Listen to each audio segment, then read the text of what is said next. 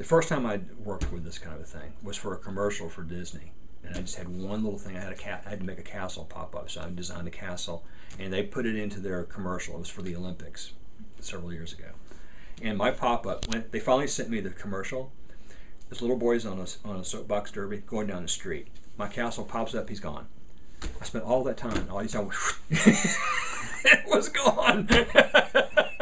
He's gone, he's past it. Then it went into CGI and all kinds of stuff happened. It was a fun commercial. A couple of years later, I got the call from Disney to help them with the movie Enchanted. And that's where they actually did it right. They did a very good job with this. Kevin Lima is the director on this movie, and he wanted that pop-up book experience to open the movie. And he was right on target. He said, I don't want somebody to make up a pop-up book. I want a real pop-up book. No matter how we get there, I want a real pop-up book so that it looks like it was a real pop-up book sitting there on the stand. So they hired me. They sent me the storyboards and the sketches and the graphic standards they had already developed from the movie that was being filmed already, and I designed a pop-up of the castle, and then a couple of other scenes at the very opening of the movie. Now, what they had to do, I only had to do the white part of this and send them the die lines. From there, they were able to do the die lines in the computer, paint in the computer what they wanted. Then they sent this all off to Weta in New Zealand, who did the Harry Potter movies and did they have Harry Potter movies? They definitely did Lord of the Rings, Mm-hmm. Lord of the Rings and King Kong and all that because Mm-hmm. of Peter Jackson. Mm-hmm. They did a beautiful job. I mean, they just translated my pop-ups into things that looked real. And part of the thing that they had to struggle with was how paper reacts when it's opening on its own. So that's the thing when you can tell a fake pop-up book on TV from one that's real. The fake ones, walls will come up, things will happen, and there's no way physically that can happen. You just want it to, so it does. Because the CG. The CGI, you can make anything happen. Anything can happen. But I see commercials all the time that purport to be pop-up books, and I go, fake. Hate that. I hate that.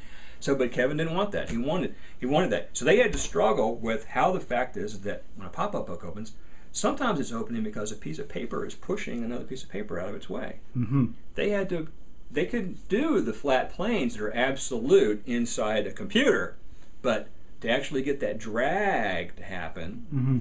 it took some work. They had to really study how paper works. They had to really study it and figure out how.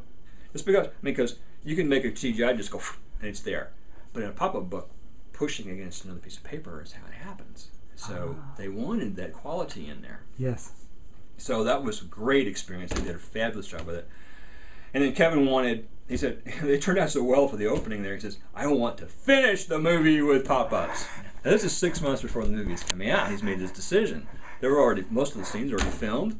There's animation in this thing. They've done the old style. He was really into this old style stuff. He did the animation sequences are done just like they did Cinderella and stuff, hand-painted cells and stuff.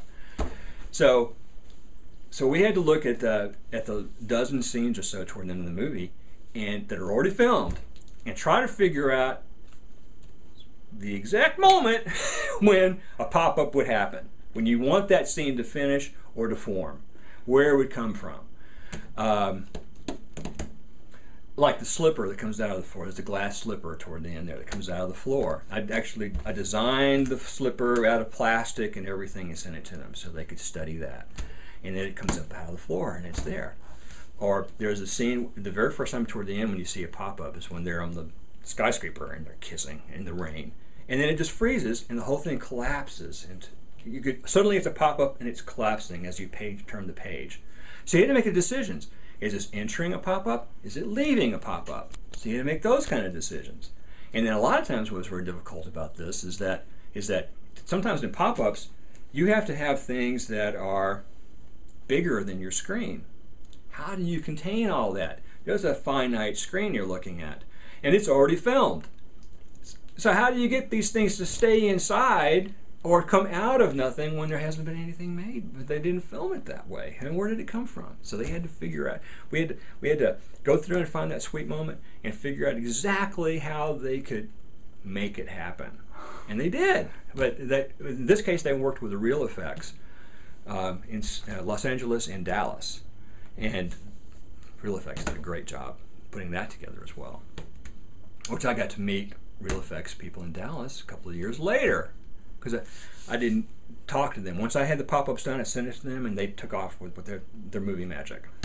So I worked with real effects last year, putting together a pop-up commercial for Walt Disney World, and it only showed in that area because it was all about selling season tickets and stuff. But it was all white paper. We studied Main Street. I did buildings. I did the castle. We did the Epcot Center. And choir singing because it's all about Christmas time at Walt Disney World and stuff. And it was a beautiful, beautiful thing.